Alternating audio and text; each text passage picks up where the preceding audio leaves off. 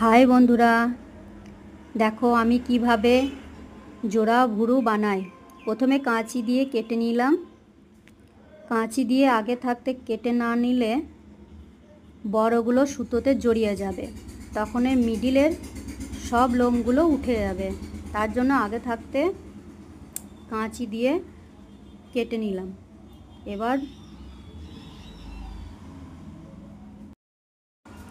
কিছু কসমেটিক কিনে রেখেছি। এটা আমার গুরু বাবা।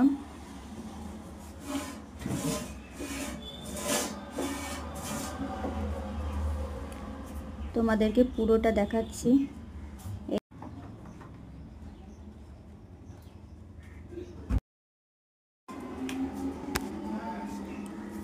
কেমন হয়েছে একটু কমেন্ট করে বলবে। এটাকে ভি ভুরুও বলে অনেকে, আবার জোড়া ভুরুও বলে। দেখো বন্ধুরা কেমন হয়েছে।